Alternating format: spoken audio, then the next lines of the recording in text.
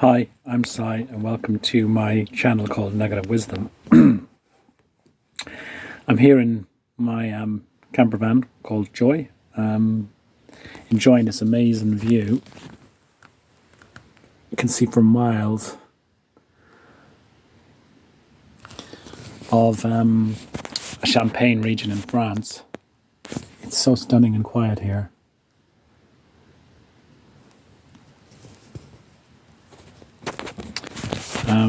Yeah, and I just wanted to talk about attachment. And it feels poignant for me. I'm on a long journey, about 1,000 miles through Europe. And part of this journey, it's really a journey to nowhere, really, because I'm already there. This beautiful place and this environment makes me feel that I'm already there. I don't need to travel any further to experience. But I want to talk about attachment because that's been a major part of my ego, and a useful part. So we all have attachments. We all have attachments from the second we're dispatched from the womb. We have attachments. We have an attachment with the umbilical cord, which gets snipped off, and we get thrown out into the world, kicking and screaming in some cases. And then we have attachments to our parents and our mother, and then we have attachments to our siblings, and then we have attachments to toys. We have attachments to experiences that we like to have, and our cuddly toy when we go to bed, and hot water bottle, and our friends at school, and particular teachers, and particular books. And then we grow up and we have attachments to, the ideas about career and job and what we want to be. I want to be a doctor, a lawyer, an accountant, designer. We have attachment to the places we come from. We have attachment to the religious beliefs we've been given when we were very young, and the various tribes that we're basically born into, with stories that we didn't even question, but just were part of what we became, and were attachments as well. And we have attachments to our fear of loss, our fear of death, our fear of starvation, our fear of not having enough, a fear of not being good enough, a fear of being thrown out of the tribe. And then we have attachments to love, what we think love is, attachments to relationships, attachments to ideas about relationships, ideas about what love is, fear of loss, fear of not finding love, and then attachments to the idea of family. So we attach ourselves with the marriage contract, and we have our children, and we attach ourselves, and we say to the children, and we say, you're going to be like us, you're going to grow up, we own you, you belong to us, and we're going to indoctrinate you with the great things that we think are important for you in your life, and what you should or shouldn't do. And then one day they get up and they say, see ya. And they go off and do their thing.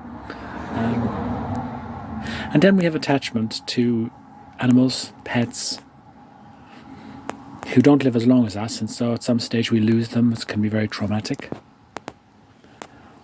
And then the attachments to loved ones that die, our grandparents, our parents, as we get older, and they get older ahead of us, and they're in the queue, ahead in the queue to pass.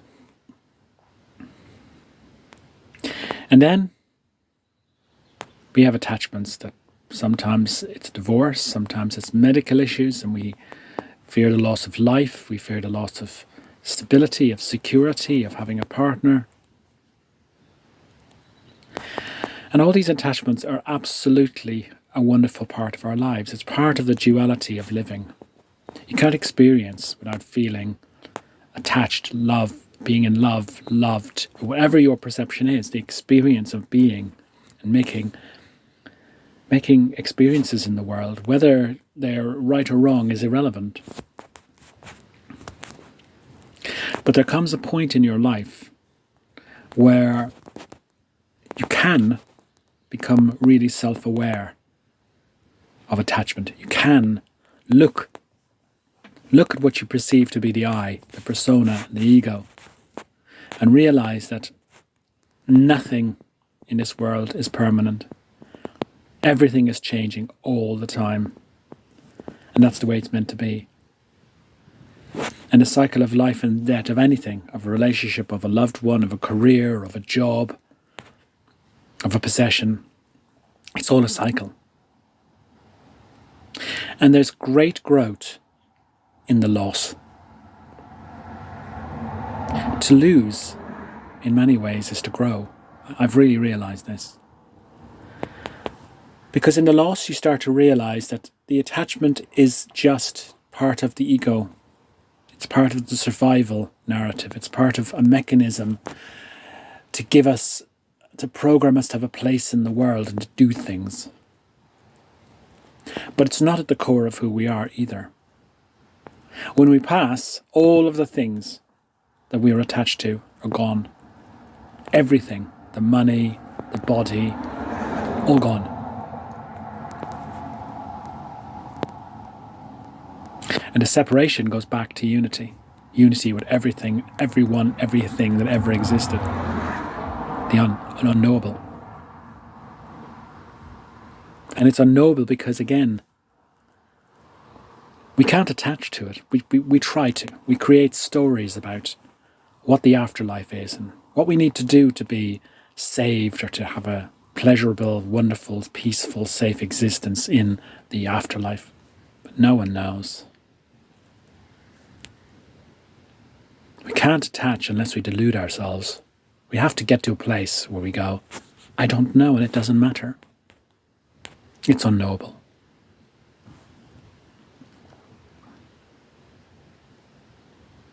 And letting go of attachments gives you a breathing space to look at within, because everything that we attach to is outward. It's an outward perspective. I will attach to this because it will make me feel happy, because it will give me pleasure, because it will give me purpose, because it will give me a path to get something better in the future, because it will prevent something from happening from the past. But in reality, the future and past are just thoughts. It's really only the now. And so letting go of attachments is like decluttering. The more painful the attachment, the more growing. If you can survive. Because the ego, especially strong attachments, the ego will mess with your head and fight you when you try to let go, and give you so many stories as to why you can't, put you in a place of depression, misery.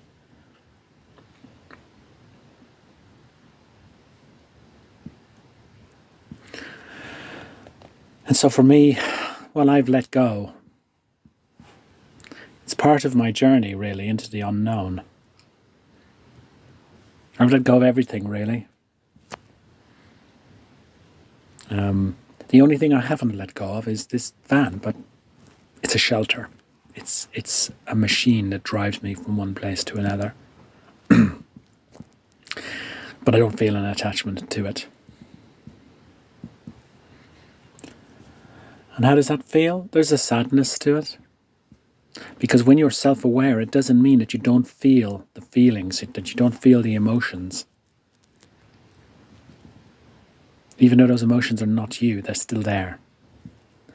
But when you're more self-aware, you can stand back and you can experience the sadness. And actually, there's a great joy in sadness, which is highly paradoxical. There's a beauty in sadness that I've only recently started to experience. And for a man, sadness and sorrow, an expression of sorrow and tears are generally seen as weakness. So for a man, it's very hard to get to a place where you can just let go of your attachments and express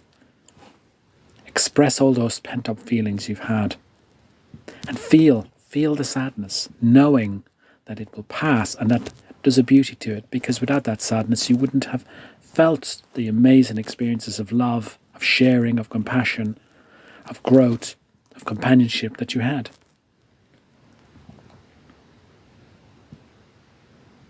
Being able to cry and express, crying with laughter, laughter with crying, a kind of crying that has a beauty to it, is an incredible release once you've let go of your attachments. And it puts you in a place of deep relaxation and peace.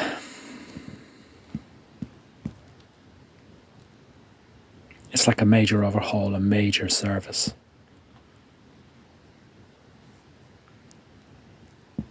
And then you can exist much more in the now. And you can experience things for how they really are in the moment. And you can observe your stories and just go, they're stories. You don't even have to try and change the stories. You don't even have to try and say, okay, well, I know that's a story, so I'm going to change it from this story to that story. No, because they're just all stories. And any story you tell yourself in this life is probably your ego playing the trickster, trying to protect you by giving you a story, a narrative to tell yourself that justifies why you behave the way you do and why you are in the place you are. And often those stories bring a lot of pain into our lives. And that pain turns to suffering when we dilute it with the thoughts. And that suffering keeps coming with the thoughts. In an unattached way, you can have pain. Pain is just pain. And if the thoughts try to attach to the pain, you can just observe them and go, okay, well, they're just thoughts. And then you find a period of time, a day, a week, an hour afterwards, they're just gone. The ego can't keep up the construct. You might try again and again and again, but at some stage, it gives up. And then you can just sit in peace and quiet and just observe the beauty of the world.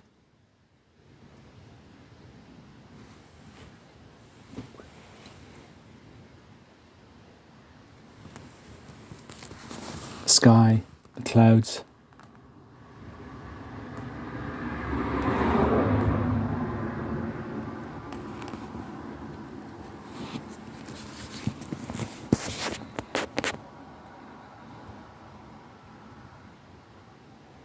Thanks for listening, and hope you'll join me soon for another little conversation on my next stop, where I end up.